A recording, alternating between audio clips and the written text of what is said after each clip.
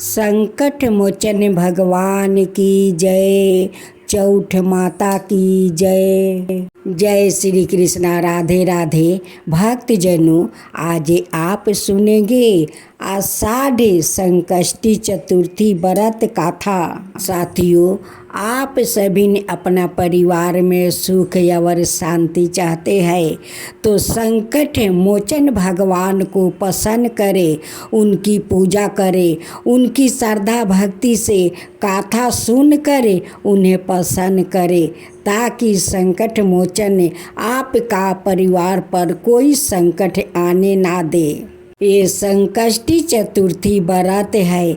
इनकी कथा जो भक्त लोग श्रद्धा भक्ति से उनकी सुनते हैं, संकट मोचन उन पर प्रसन्न होकर सारे विघ्न हर लेते हैं, सारे दुख तकलीफ हर देते हैं और उनकी घर में खुशियाँ भर देते हैं। हे महाराज, द्वार पर योग में महिषीमती नगरी का महिजीत नाम का राजा था। वो 12 ही पुण्यशील और प्रतापी राजा था।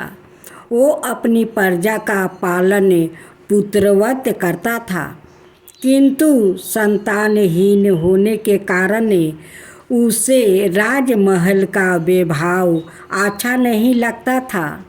वेदों में निसंतान का जीवन व्यर्थ माना गया है। यदि संतान विहीन व्यक्ति अपने पितरों को जल दान देता है तो उसके पितृगण उस जल को गर्म जल के रूप में वो ग्रहण करते हैं। इसी मोह माया में राजा का बहुत समय व्यतीत हो गया। उन्होंने पुत्र प्राप्ति के लिए बहुत से दान यज्ञ आदि कार्य किया, फिर भी राजा को पुत्र प्राप्ति नहीं हुई। जवानी ढल गई और बुढ़ापा आ गया, किंतु वंश वृद्धि ना हुआ। तदंतर राजा ने विद्वान ब्राह्मणों और प्रजाजनों से इस विचार में परामर्श किया। राजा ने कहा कि हे ब्राह्मणों और प्रजाजनों, हम तो संतानहीन हो गया, अब मेरी क्या गति होगी। मैंने जीवन में तो तनिक भी पाप कर्म नहीं किया। मैंने कभी अत्याचार द्वारा धन संग्रह नहीं किया। मैंने तो सदाए प्रजा का पुत्रवत पालन किया है और धर्मचरण द्वारा ही पृथ्वी शासन किया है। मैंने चोर डाकुओं को दंडित किया है, इष्ट मित्रों के भोजन की व्यवस्था की है, गौ ब्राह्मणों का हित चिंतन करते हुए श्रेष्ठ पुरुषों का आदर सत्कार किया। फिर भी मुझे अब तक पुत्र ना होने का क्या कारण है। विद्वान ब्राह्मणों ने कहा कि हे महाराज, हम लोग वैसे ही प्रयत्न करेंगे जिससे आपके वंश की वृद्धि हो। इस प्रकार कहकर सब लोग युक्ति सोचने लगे। सारी प्रजा राजा के मनोरथ की सिद्धि के लिए ब्राह्मणों के साथ वन में चली गई। वन में उन लोगों को एक श्रेष्ठ मुनि के दर्शन हुआ। वो मुनि राज निराहार रहकर तपस्या में लीन थे। ब्रह्मा जी के समान वो आत्मजीत, क्रोध जीत और संतान पुरुष थे। संपूर्ण वेद विशारद और अनेक ब्रह्म ज्ञान संपन्न ओ महात्मा थे। उनका निर्मल नाम लोमस ऋषि था। प्रत्येक कल्पांत में उनके एक एक लोम पतित होते थे, इसलिए उनका नाम लोमस ऋषि पड़ा। गाया ऐसे त्रिकाल दशरी महर्षि लोमस के उन लोगों ने दर्शन किया। सब लोग उन तेजस्वी मुनि के पास गया, उचित अभय और प्रणामदि के अंतर सभी लोग उनके समक्ष खड़े हो गया। मुनि के दर्शन से सभी लोग प्रसन्न होकर परस्पर कहने लगे कि हम लोगों को सौभाग्य से ही ऐसे मुनि के दर्शन हुआ। इनके उपदेश से हम सभी का मंगल होगा, ऐसा निश्चय करे उन लोगों ने मुनिराज से कहा। हे ब्रह्म ऋषि, हम लोग के दुख का कारण सुनिए। अपने संदेह के निवारण के लिए हम लोग आपके पास आए हैं। हे भगवान, आप कोई उपाय बतलाइए। महर्षि लोमस ने पूछा, साजनों, आप लोग यहाँ किस अभिप्राय से आए हैं? मुझसे आपका क्या प्रयोजन है? स्पष्ट रूप से कहिए, मैं आपके सभी संदेहों का निवारण करूँगा। प्रजाजनों ने उत्तर दिया, हे मुनिवर, हम महिषी मती नगरी के निवासी हैं। हमारे राजा का नाम महिजीत है। वो राजा ब्राह्मणों का रक्षक, धर्मात्मा, दानवीर, शूरवीर और मधुर भाषी है। उस राजा ने हम लोगों का पालन पोषण किया है, परंतु ऐसे राज को आज तक संतान की प्राप्ति नहीं हुई। हे भगवान, माता पिता तो केवल जन्मदाता ही होते हैं, किंतु राजा ही वास्तव में पोषक और संध्याधारक होता है। उसी राजा के नियमित हम लोग ऐसे गहन वन में आए हैं। हे महर्षि, आप कोई ऐसी युक्ति बताइए जिससे राजा को संतान की प्राप्ति हो, क्योंकि ऐसे गुणवान राजा को कोई पुत्र ना हो, यह बड़े दुर्भाग्य की बात है। हम लोग परस्पर विचार विमर्श करके इस गंभीर वन में आया है। उनके सौभाग्य से ही हम लोगों ने आपका दर्शन किया है। हे मुनिवर, किस व्रत, दान, पूजन आदि अनुष्ठान करने से राजा को पुत्र होगा? आप कृपा करके हम सभी को बतलाइए। प्रजा की बात सुनकर महर्षि लोमस ने कहा, हे भक्तजनों, आप लोग ध्यान पूर्वक सुनो। मैं संकट नाशन व्रत को बतला रहा हूँ। यह व्रत निसंतान को संतान और निर्धन को धन देता है।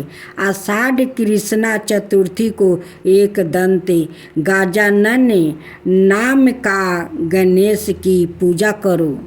राजा व्रत करके श्रद्धा पूर्वक ब्राह्मण का भोजन करवाया और उन्हें वस्तु दान कर दिया। गणेश जी की कृपा से उन्हें अवश्य ही पुत्र की प्राप्ति होगी। महर्षि लोमस की यह बात सुनकर सभी लोग खरबद होकर उठ खड़े हुआ। नतमस्तक होकर दंडवत प्रणाम करके सभी लोग नगर में लौट आया। वन में घटित सभी घटनाओं को प्रजाजनों ने राजा से बताया।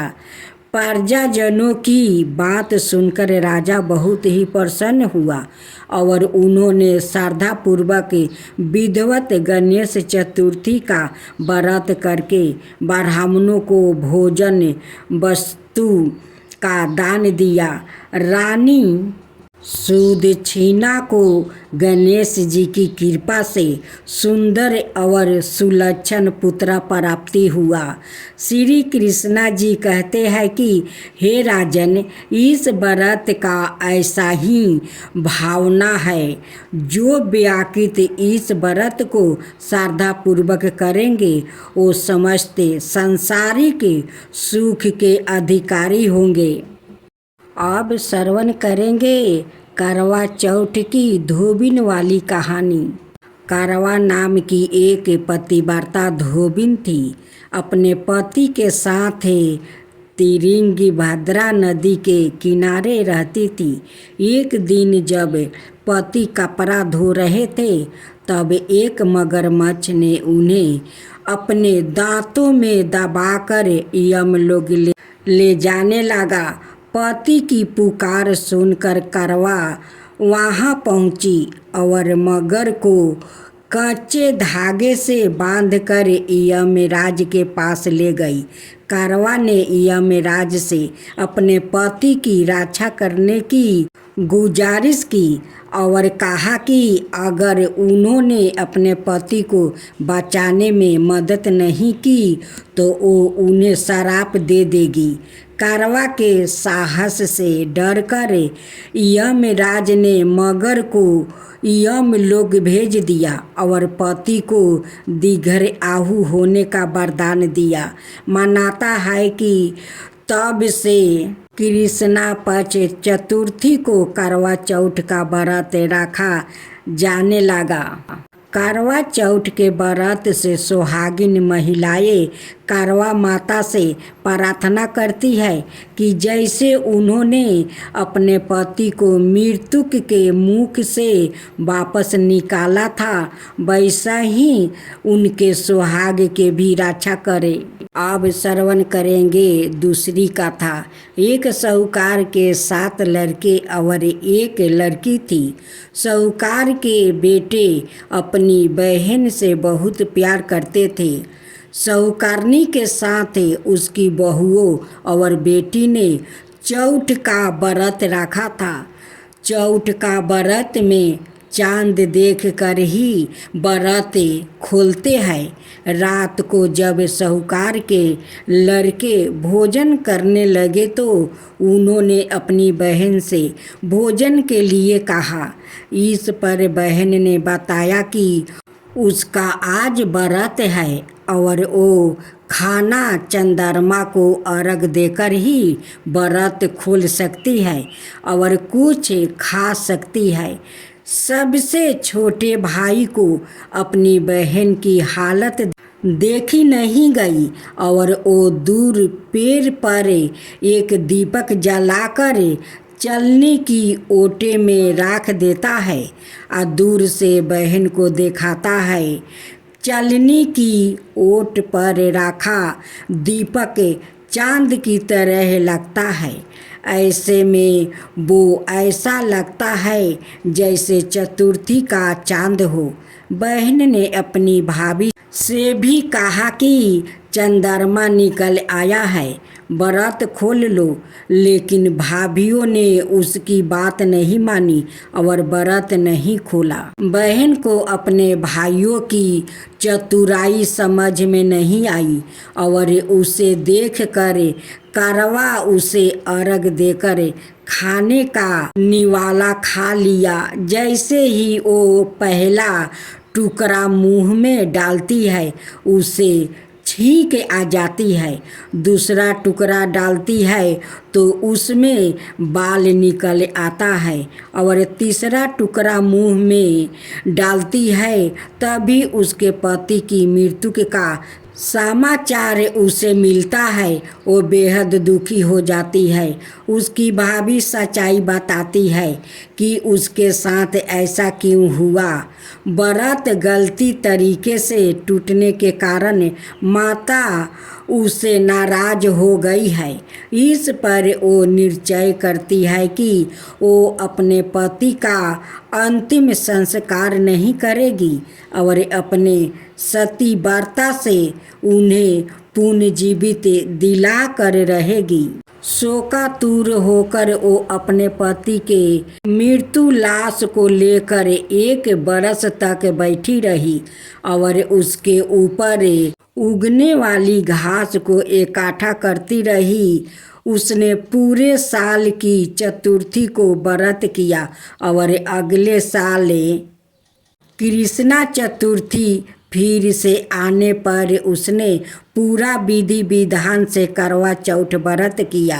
शाम को सुहागिनों से अनुरोध करती है कि यम सुई ले लो, पिया सुई दे दो, मुझे भी अपनी जैसी सुहागिन बना दो।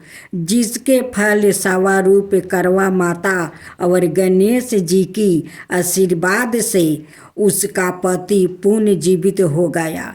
जैसे गणपति करवा माता ने उसकी सुनी, वैसे ही सबके सुने। सबका सुहाग अमर रखे।